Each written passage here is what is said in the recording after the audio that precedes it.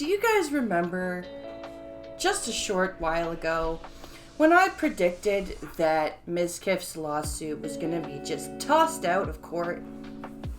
Well, Legal Mindset prepared a video, his Fast Facts video that he does when things like this happen. And basically he's backed up my predictions, and I just thought I would share this with you because it's always nice. It is always nice as a layman to be accidentally vindicated by an actual lawyer. So this is called Mizkif's Lawsuit is Hilariously Bad.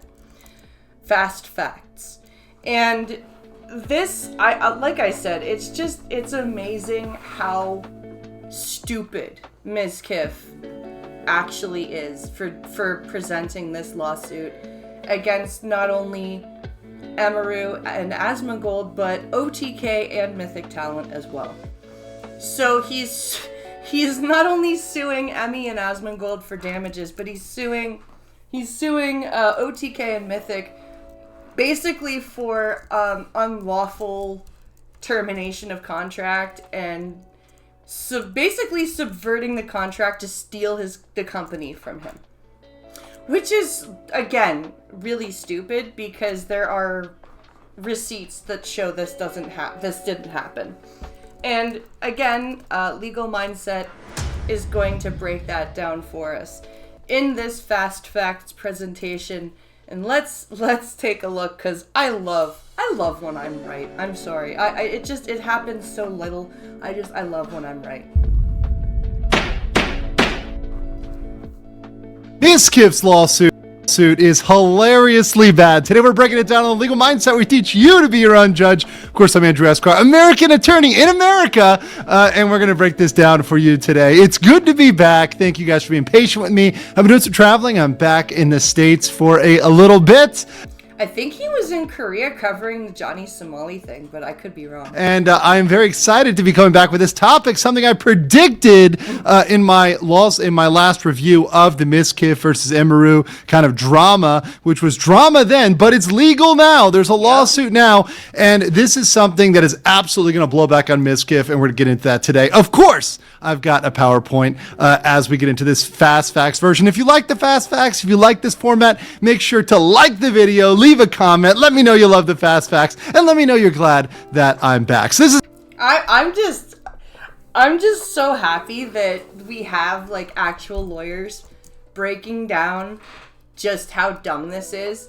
Like, because we all know how stupid it is, but when it's broken down in the legal framework of how stupid it is, and that they're still trying to save face that way, it's just brilliant. This is Mizkif versus effectively everyone. Now, I know not everyone on the internet is named in this, but all the big players are in this. And we're going to go over the parties first so you guys understand the background for this lawsuit and what's going on here today. So obviously, a couple disclaimers up front. This is something that I wanted to break down. First of all, this is a public court document. I know that there's an unredacted version. Anybody can go out there and find the unredacted version with all the names, everything else. I have chosen to take selections for the Fast Facts and to redact them. However, once again, all this stuff is now public. One thing about a lawsuit is it all becomes public. Everything becomes public, which is why things are going to be very, very interesting.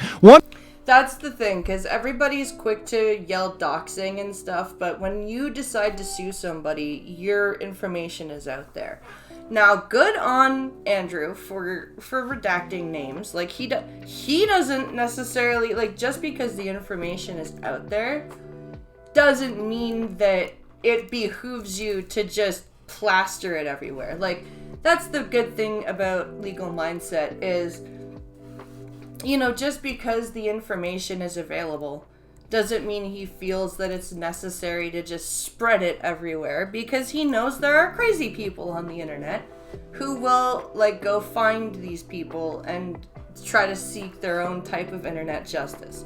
So, I mean, good on him for that. One fun fact was, I don't believe Mizkif is using his legal name or real name. I believe he's using a previous name because I've seen other lawsuits where he uses a different name. So regardless, if he's using a fake name, that's going to come out. The real name will come out. Yeah, like, why would you bother? Like, that's like using a pen name for a lawsuit. Why the hell would you do that? Like, if you're going to sue, all of your shit's just going to come out anyway. Like, you don't think that whoever you're suing isn't gonna hire somebody to figure out what your real name is? Like, you don't think the court isn't gonna have access to figure out, like, through birth records and crap, who you are? Just freaking provide your real name, dummy. This isn't a novel. Particularly in a response by the defendants, Emeru, Asmongold, OTK, Mythic.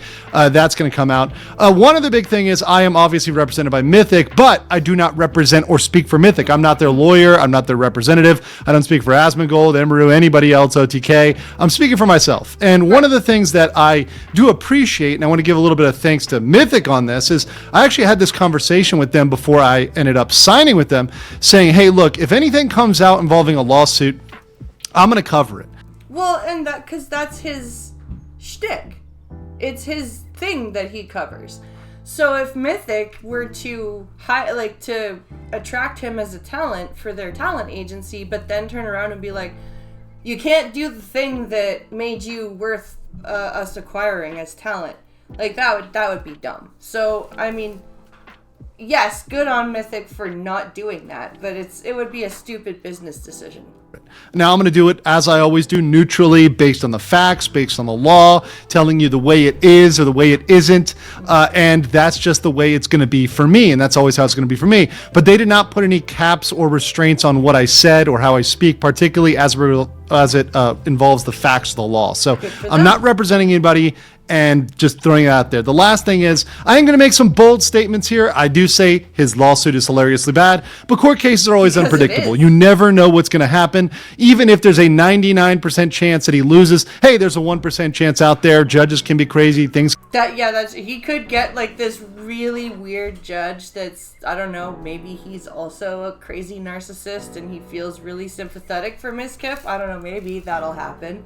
I doubt it, but we could see. It can be crazy. Things can happen in unexpected ways. So just got to throw that out there so that everybody knows that, once again, I'm honest about how things shake up in court. So let's get into it. Who are the parties? Obviously, Mizkif here. Oh my gosh, this guy, what a clown. So he is claiming all sorts of damages here in terms of reputational harm, loss of business goodwill, loss of earnings, future earning potential, emotional distress, and mental anguish.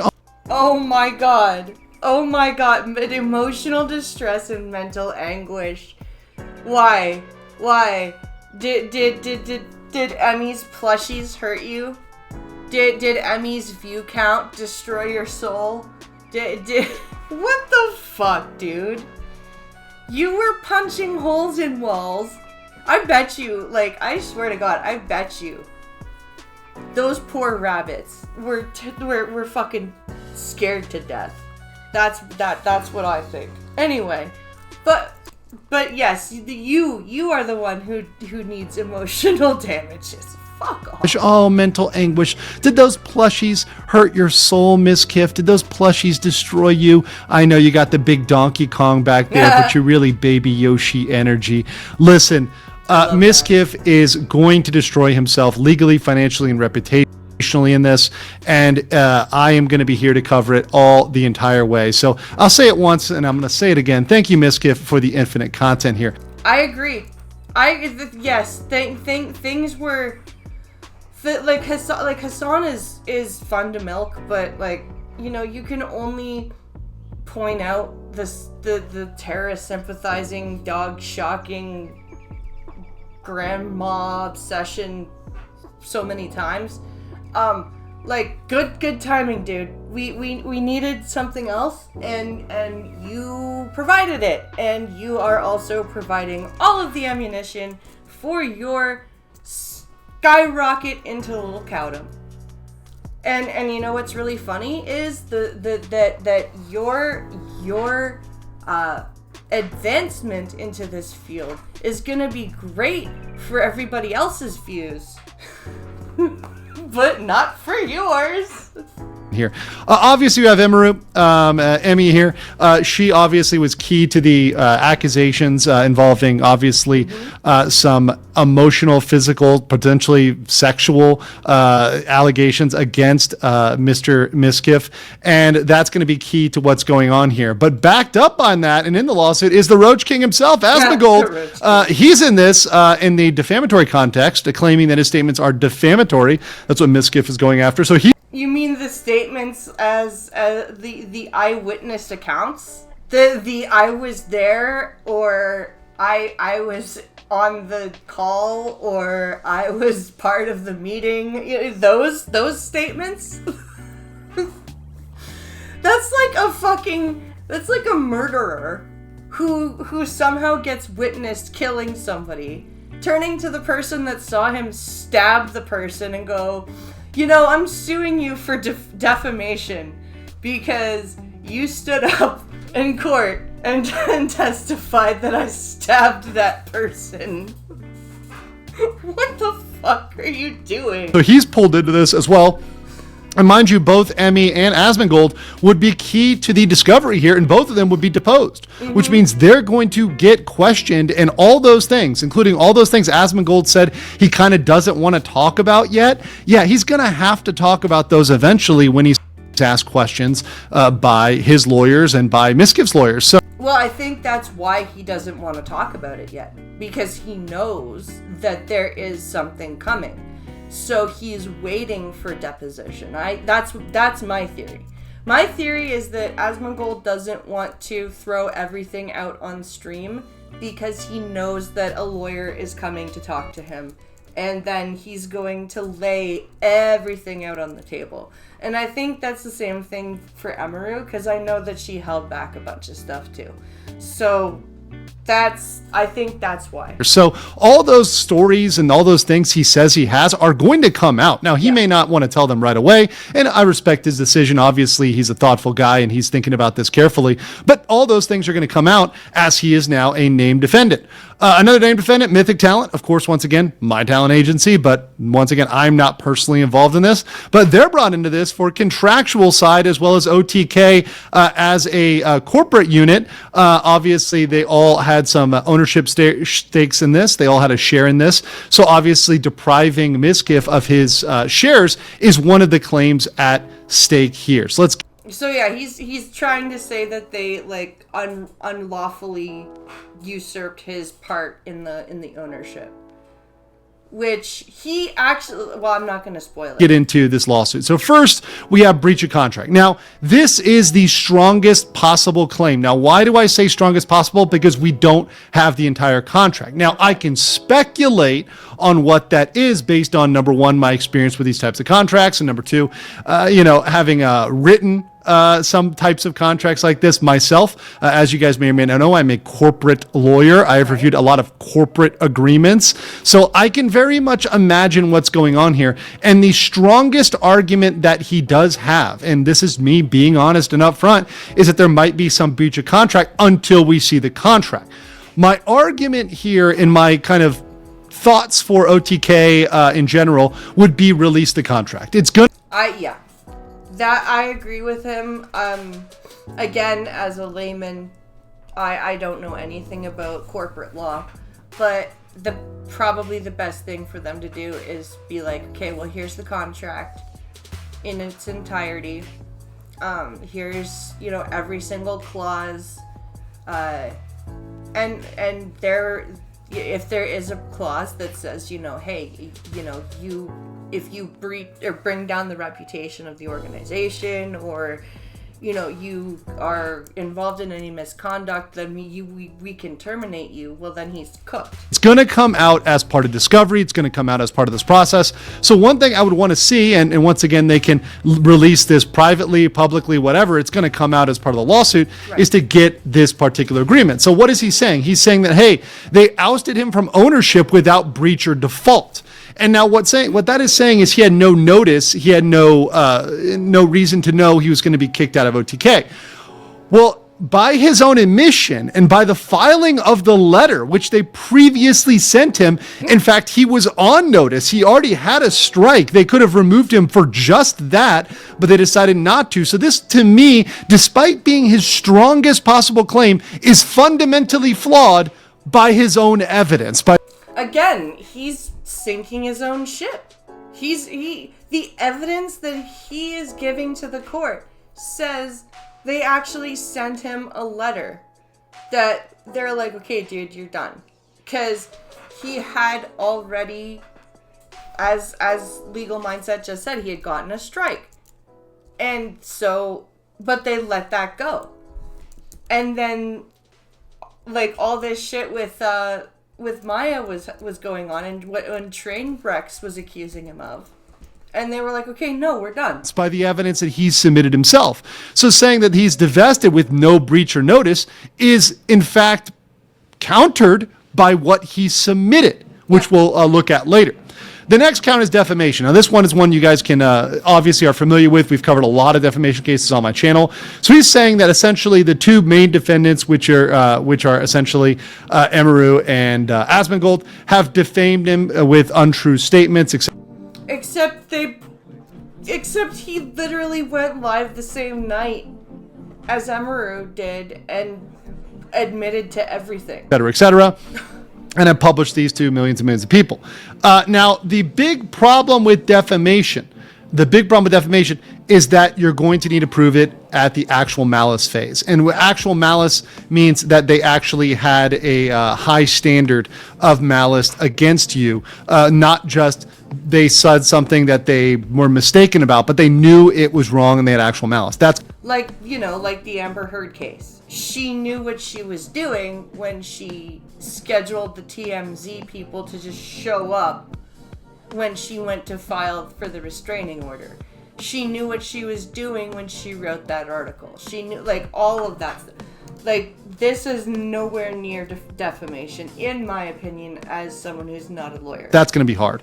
The last one, count 3, is declaratory judgment against OTK, Mythic, and King, which essentially is saying, hey, look, these guys breached their agreements, breached their bonds that they had over the management fees. So these management fees were not owed, and these were unlawful. So that's a breach there to divest the plaintiff Mizkif of his interest in the company. So those are the three main claims there. Okay. So my analysis of those three claims is that the breach of contract is once again the strongest, but it's entirely based on the contract. The letter from OTK hurts Mizkif's case. That's going to absolutely damage him and damage his ability to go forward on this.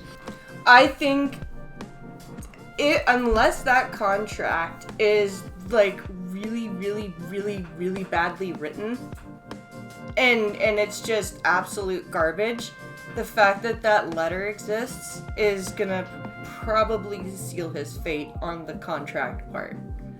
Like, that contract would have to be really, really bad.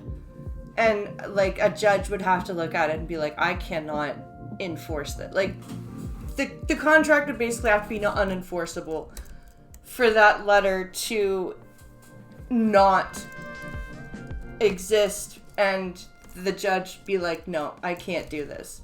Like, I don't see how he can pass the bar even on by preponderance of the evidence, which is what civil cases are.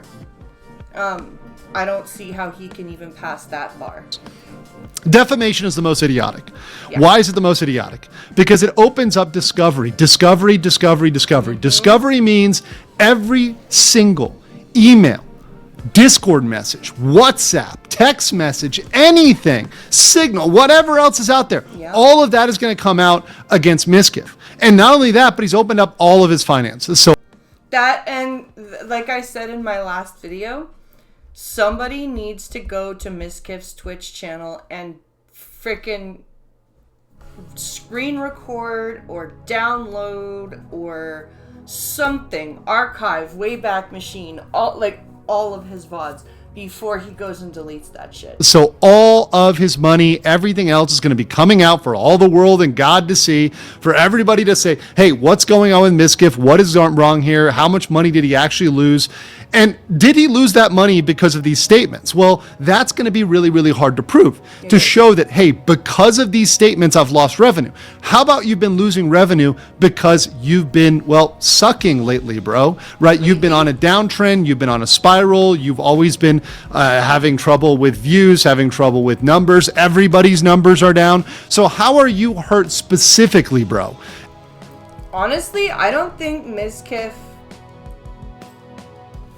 ever got views on his own. Like, I think all of his good views were because of other people, namely other girls. And how are you going to prove that this is, once again, actual malice? This is something where they knew what they were saying was false and they said it maliciously. I think that is something he's just not going to get to. And beyond that, there's seems to be proof and seems to be enough evidence that a lot of what was said was the tip of the iceberg. In fact, there's much more that people don't know about Mizkif that's going to come out. So all those naughty stories from those parties that he went to, once again, parties that content creators should be well advised to be very, very careful at, because these things can come back and bite you. Yeah, well, and it's not just that. It's... Shit, I had a good point and it's gone. I hate when that happens. But it's not just that content creators need to be careful at these parties. It's like he's everything is about to come out, and on top of that, everything that he does and says backs up his accusers, like, on his own. It's really, really interesting to see that he just has no self-awareness to look at himself and be like, oh my god, I punched holes in the walls. I slammed the door so loud that Emmy's stream picked it up to the point where it sounded like I was, like, right in the room punching walls. Like, none of that is happening, and he's just like, no, they defamed me, guys. So all of that's going to come out. All of his bad shenanigans at parties, all of his behavior, all of his conduct, that's going to come out. So all of that is going to weigh against them actually actively lying in a malicious way. The last is declaratory judgment, which I think is based upon the contract. Once again, the OTK letter, I think, hurts Mizkif here. But if the contract is pretty clear with giving them ability to breach, which, once again, common corporate language, common corporate contracts, any corporate lawyer would know this, like myself, anybody else, there are reputational clauses. If you hurt the reputation of a company, they can terminate you. That's been a thing forever. And just for common sense sake here, this is a streaming organization, right? This is an organization made to help content creators grow, right? If there wasn't a reputational clause, they would be absolutely retarded. They would, like, for them not to have one written into every single contract for every single streamer would be dumb. Like, there's no way they don't have one. That's always been a thing. Yeah. So the fact that he thinks he can get away with that, the fact he thinks that, hey, that reputation doesn't matter for a company, no, that's very, very standard. That's very, very ad forma, or pro forma, sorry. It's something that every company is going to want to get rid of somebody if they're a problem or look like a problem, and that's a standard clause. Well, and it's not, again, it's not just that, he thinks that because he's part owner, that he can just do whatever he wants. That's why he thinks the reputational thing doesn't matter, because he's like, oh, I'm part owner. I can just act however I want to, because my name is on the ownership documents. No, dude. You still can't act like an idiot. Like, do you think Asmongold can just turn around and blow his reputation and OTK's reputation? No.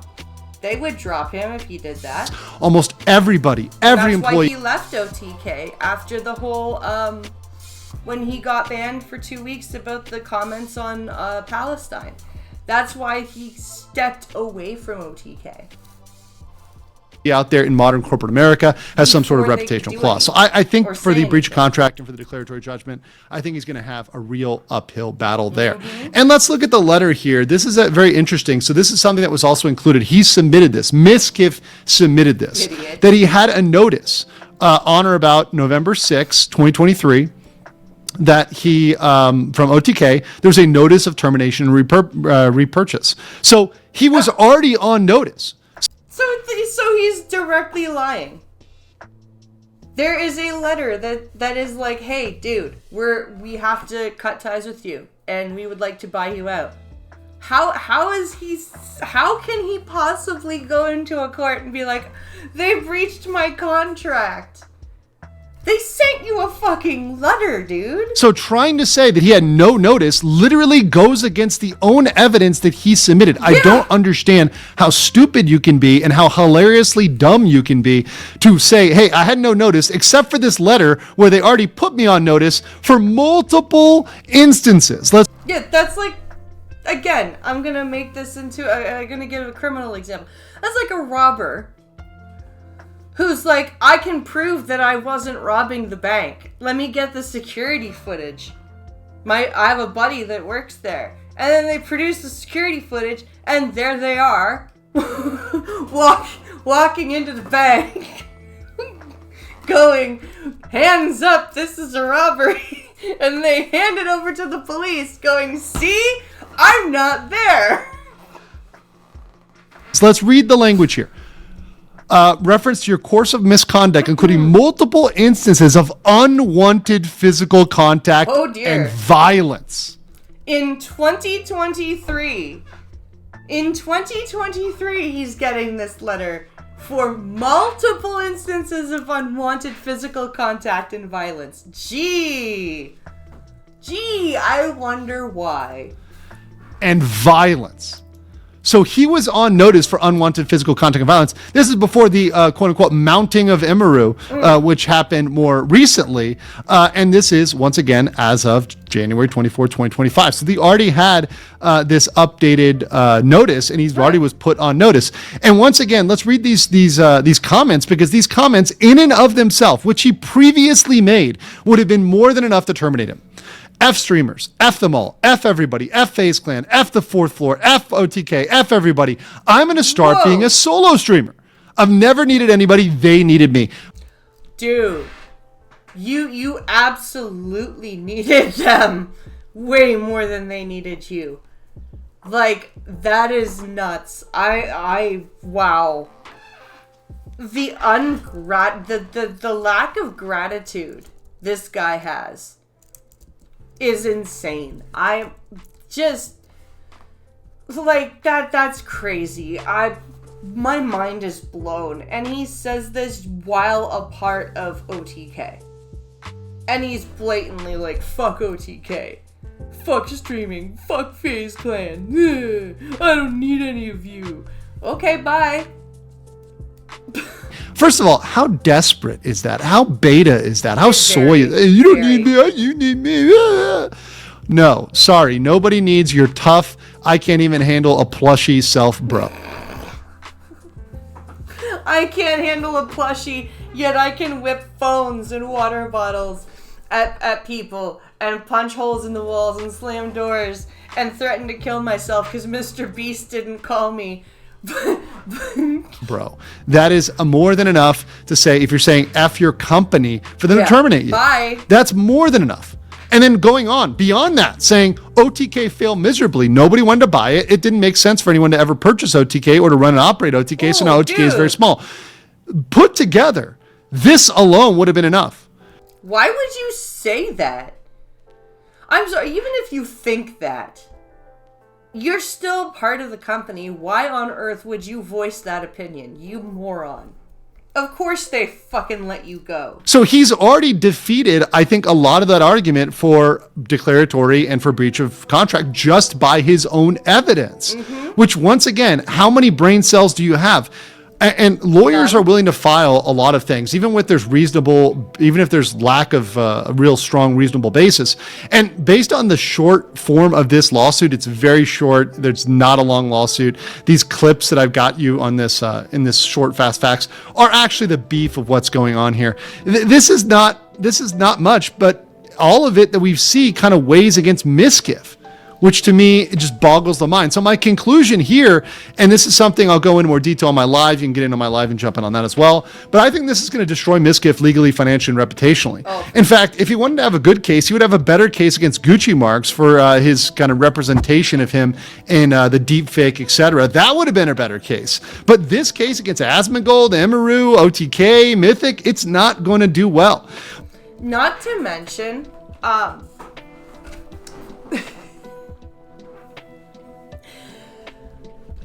he's already, like, the fact that there's nobody that's coming out to defend him. There is no one. No roommate, no ex, no friends. No, there's nobody coming out and going, Mizkif's not that bad. Everybody's misunderstanding it. Nobody's coming out and saying that. And he thinks that this is how he's going to fix his reputation. And honestly, the fact that he went live and said I'm gonna go demon time and I'm going to expose everybody.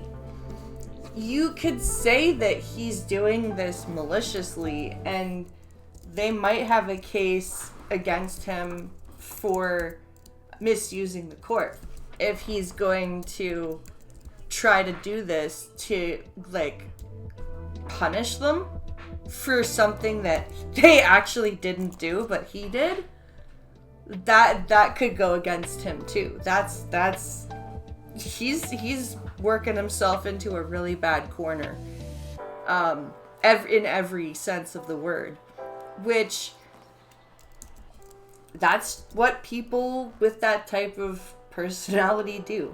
But on Mythic and OTK's side, I think they should release the contract in full text. Release the contract, like the Kraken. Just release it. Mm-hmm. It's going to come out in Discovery anyway, so we might as well get that contract. We might as well see, hey, what's the legal basis here? Because I guarantee you there's going to be a reasonable basis to terminate him. But the last thing I want to conclude on here is thank you for the infinite content, Mizkif. This is the Christmas gift come early, the Thanksgiving gift, and I am absolutely grateful for you for that. But guys, I want to know what you think in the comments below, and I'll catch you on the next. My final thoughts on this, I would love it if in the middle of Discovery, with all of the evidence piled up against Mizkif, I would love it if we saw something similar to what we heard about in the previous video that I did. Go check that out if you haven't watched it, where the attorney fires the client, where Mizkif's attorney looks at all of the evidence against him and all of the evidence that he provided that is also against him, and looks at Mizkif and goes, dude, you're an idiot, and I'm not representing you. That would be awesome. I think that would be just the best thing ever. In fact, I'm gonna predict that that's what happens. I predict Mizkif's lawyer looks at his evidence that is also damning, and then the evidence that is gonna come out in deposition, and just go, I'm not doing this, goodbye. That's my prediction. That is what I am saying here on this day, November 8th. It is November 8th, right? Yes. November 8th, 2025, I predict that Mizkif's lawyer will walk away mid-discovery because of how stupid this lawsuit is. That's what I predict. That's what I think. I hope you guys enjoyed this video, and I hope you guys have a wonderful Saturday. See you in the next one.